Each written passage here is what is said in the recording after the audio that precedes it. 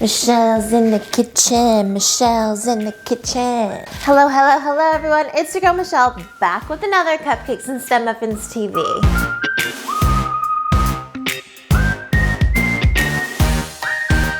It's January. You guys know that because it's the only month that lasts 5 years. How we ever got through it before? I don't know. Some of you guys made resolutions, and for some of you, it was to try something new. Cake decorating. Something's in my eye, guys. Something's in my eye. It's all well and good for me to throw these videos at you like how to do this and how to do that. That was like wax on, wax off. But if you ain't got the basics down, boo, we should probably start there. So today in the kitchen, guys, I'm gonna be taking you through a host of my different piping tips, showing you what they do and how they do it. By the end, we're gonna apply everything that we've learned today to a very basic sheet cake. And I say basic because it is baked within the pan and kept in the pan. Trust me, these are super trendy right now. Super lazy and super trendy. It's the perfect millennial combination. It's okay, millennials, don't get upset. I am one too. Yep, I'm gonna give you all the tips and tricks to your own perfect rosettes, swirls, dips, dollops, everything. And if this goes well, there might be a more intense round 2. Yes, people spend some epic money for this type of training. So I suggest you whip up some buttercream with me, follow along, do the work, and save yourself a couple hundy. Don't just watch me, do it with me. The only way you learn is by doing. Class is in session. Let's get to it, guys. Let's get baked and decorated.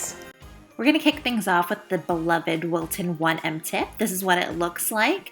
I'm just gonna fill up my piping bag with buttercream. You can make it, you can use store-bought. It's completely up to you. We're just practicing, so no big here. And you're gonna find that I'm gonna be piping out onto parchment paper. Instead of going ahead and making a cake, we can just practice, practice, practice. You can wipe it off and you can try again. So we're gonna start with rosettes. I'm gonna apply a bit of pressure at the center point and just rotate my tip. It doesn't matter if you go clockwise or counterclockwise around that center point. Now, as you near the end, you wanna stop squeezing. Stop squeezing or you'll have that line. Yeah, I'm gonna show you here. This is what happens if you keep squeezing. We have that part that sticks up and we don't want that. We want it to all be cohesive and the icing to just blend in. So stop squeezing. Another cute design you can do with the 1M tip is the swirl here. So we're just taking our piping bag straight up and down again, and you literally just twizzle it left and right. Left and right, and as you near the end again, stop squeezing.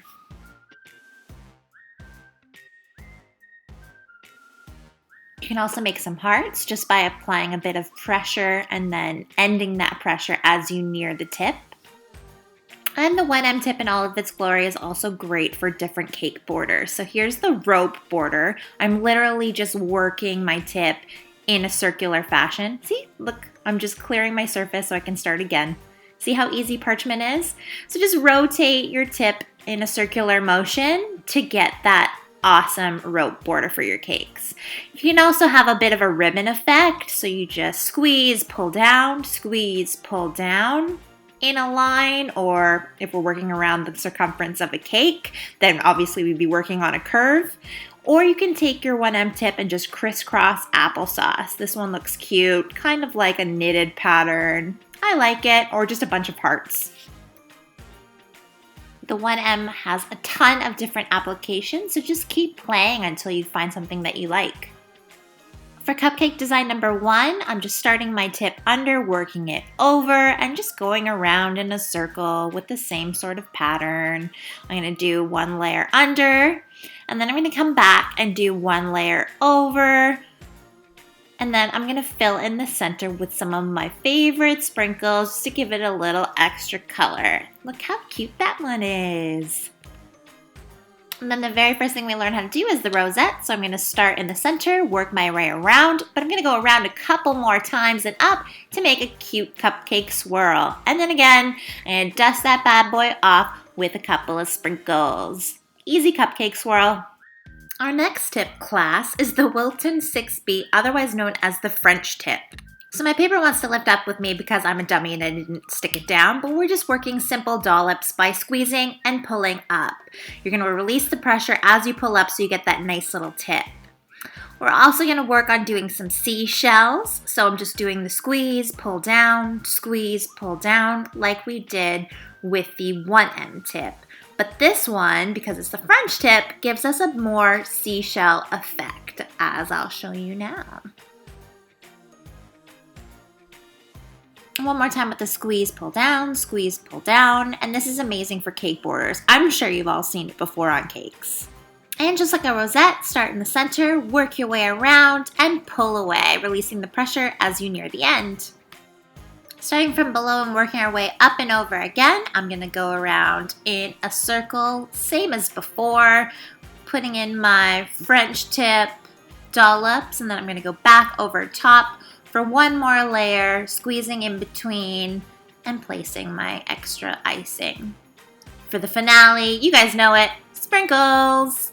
And that is a little cutie patootie. Another tip I love is the Wilton 104, aka the ruffle tip.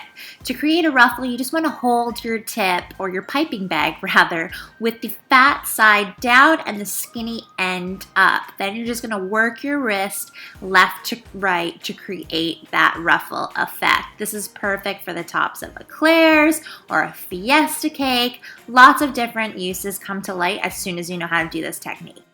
Lastly, we're going to work with the round tip. This one's the Ateco, I don't know. It's the 808 tip, and we're going to work on our dollop. So this is perfect for meringue kisses. We're going to start at the base, squeeze a little bit of a base, and then pull up, releasing the pressure so we get that nice tip.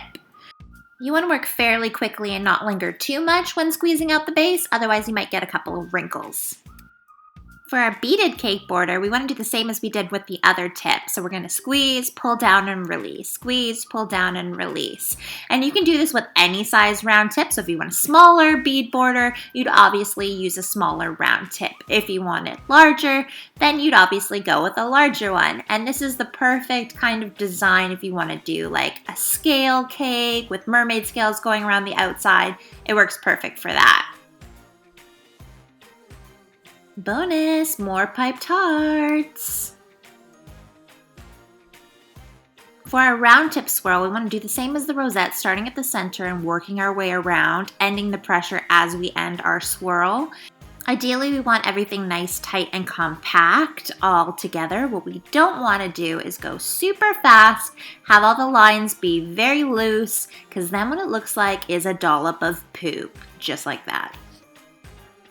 And now it's party time. I'm going to ice our funfetti sheet cake using some of the techniques that we just learned. So I started off with rosettes, and now I'm going back in with some smaller tips. Yes, I did not use these in the demonstration. However, the techniques are absolutely 100% the same as what we just did. These are just smaller tips. So I'm going to throw in exactly what these tips are. So if you guys want these small mini versions, then you can go ahead and grab those too. So I'm just throwing in some typical stars and swirls. I'm now adding some ruffles, going back in with the French tip. Literally, I'm just going crazy. I'm using up the icing that I have, just working in lots of different textures and colors. I mean, the tip and trick is not to try and copy this exactly. Just have fun with it. Throw in your own, spin on everything. Once you have the technique down on how to do all these different designs, then throwing them together becomes an absolute breeze. I had some pink raw dragées, so I'm just going in now and mapping out a little heart for the center of my cake. And as soon as that's all done, I'm going to fill that in with some sprinkles. And then I'm just going around the outside with some additional pearls and dragées, just jazzing it up a little bit as I see fit. I'm literally just having fun with it, guys, and I expect nothing less from you. That's it, easy breezy sheet cake using some piping techniques. How you guys feeling after all that? How them forearms? See, that dance would have been pretty dumb if you guys just watched me and didn't actually do anything. Your forearms are fine. They were just like resting, holding a coffee cup, doing nothing, shit all. Let me know in the comments, guys, if you ace these techniques and you are ready for a round deux. That's 2 in French. Thanks so much for watching, and as always, always lick the spoon.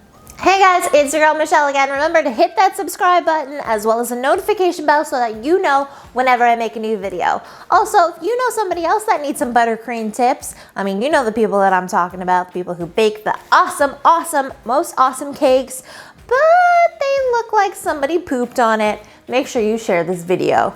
Bye.